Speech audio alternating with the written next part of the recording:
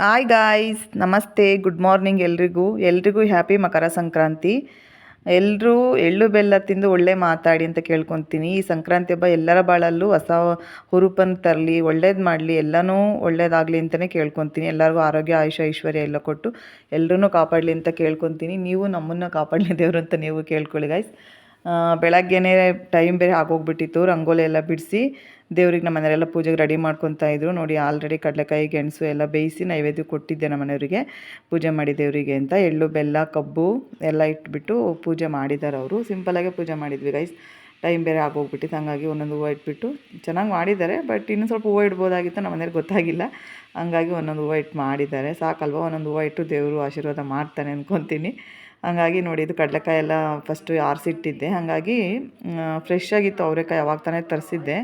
ಅವತ್ತೇ ಹಿಂದಿನ ದಿವಸನೇ ತರಿಸಿಲ್ಲ ಗೈಸ್ ನಾನು. ಅವತ್ತೇ ತರಿಸೋಣ, ತುಂಬಾ ಚೆನ್ನಾಗಿರುತ್ತೆ ಅಂದ್ಬಿಟ್ಟು ಎಲ್ಲ ಫ್ರೆಶ್ ಇಟ್ಕೊಂಡಿರ್ತಾರೆ ಅಂತ ಅವತ್ತೇ ತರಿಸಿದ್ದೆ. ನೋಡಿ, ಕಡಲೆಕಾಯಿ ಮತ್ತು ಅವರೆಕಾಯಿ ಒಂದರಲ್ಲಿ ಬೇಯಿಸ್ಕೊತೀನಿ.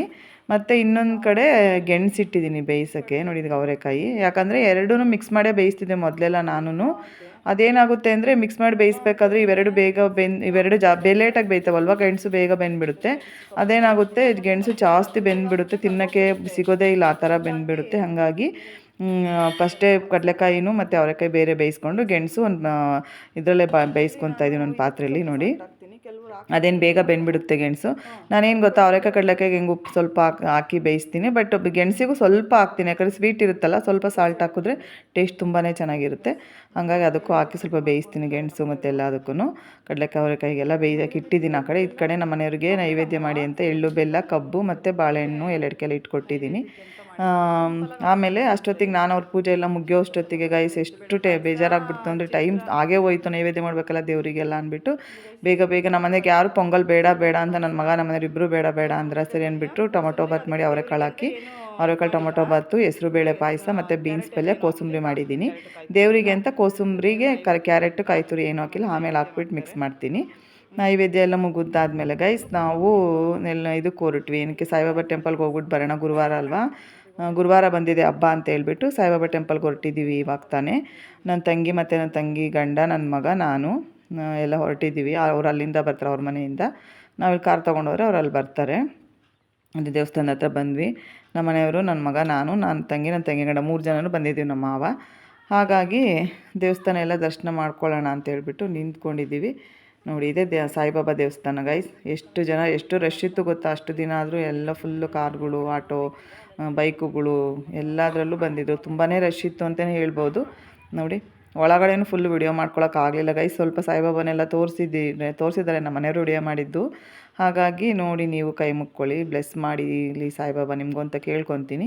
ಇದು ಸಾಯಿಬಾಬಾ ದೇವಸ್ಥಾನದ್ದು ಈಚೆ. ಇದು ನಿಜವಾಗ್ಲೂ ಎಷ್ಟು ಪ್ರಶಾಂತವಾಗಿದೆ ಅಂದರೆ, ದೇವಸ್ಥಾನಕ್ಕೆ ಹೋದಾಗ ಅಷ್ಟು ತುಂಬಾ ಖುಷಿಯಾಗುತ್ತೆ, ಅಷ್ಟು ಚೆನ್ನಾಗಿದೆ ಗೈಸ್. ನೋಡಿ, ಇದೇ ಸಾಯಿಬಾಬಾ.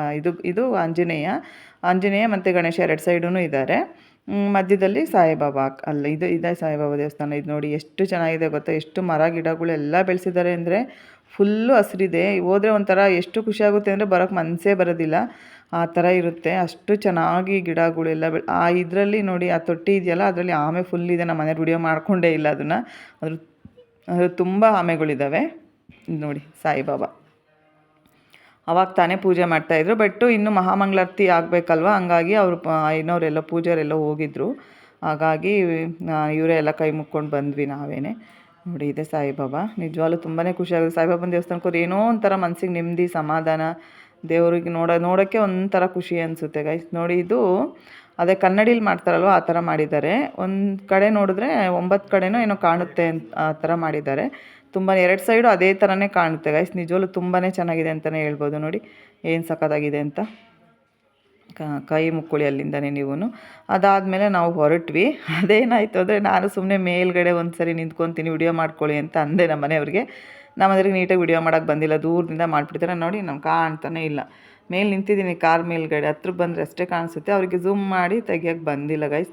ನೋಡಿ, ಸುಮ್ಮನೆ ಹಂಗೆ ನಿಂತ್ಕೊಂಡೆ 2 ನಿಮಿಷ ನಿಂತ್ಕೊತೀನಿ, ತೆಗೀರಿ ವಿಡಿಯೋ ಚೆನ್ನಾಗಿರುತ್ತೆ ಅಂದರೆ ಅವ್ರಿಗೆ ಬಂದಿಲ್ಲ ತೆಗಿಯೋದಕ್ಕೆ. ಮತ್ತು ಇನ್ನೊಂದು ಸರಿ ತೆಗಿತೀನಿ ಅಂದರೆ ಅವಾಗಲೂ ಕ್ಲಿಯರಾಗಿ ಬಂದಿಲ್ಲ. ನೋಡಿ, ದೇವಸ್ಥಾನಕ್ಕೆ ಹೋಗೆಲ್ಲ ಜನಗಳು ಬರ್ತಾ ಇದ್ದಾರೆ. ನಾವು ದೇವಸ್ಥಾನ ದರ್ಶನ ಮಾಡ್ಕೊಂಡು ಹೊರಟ್ವಿ ಮನೆಗೆ. ನೋಡಿ, ಸುಮ್ಮನೆ ಅವ್ರು ಆ ಥರ ಬಂದಿಲ್ಲಲ್ಲ ತೆಗಿಯೋಕ್ಕೆ, ಪಾಪ ಸಿಂಪಲಾಗಿ ಸುಮ್ಮನೆ ತೆಗ್ದಿದ್ದಾರೆ, ನಿಂತ್ಕೊಂಡಿದ್ದಾಳಲ್ಲ ಅಂತ. ನಿಜ ಫುಲ್ ವಾಚ್ ಮಾಡಿ ಗೈಸ್. ಬರೀ 5 ನಿಮಿಷ ಹಾಕಿದ್ದೀನಿ ಅಷ್ಟೇ video. Thank you for watching guys. Thank you.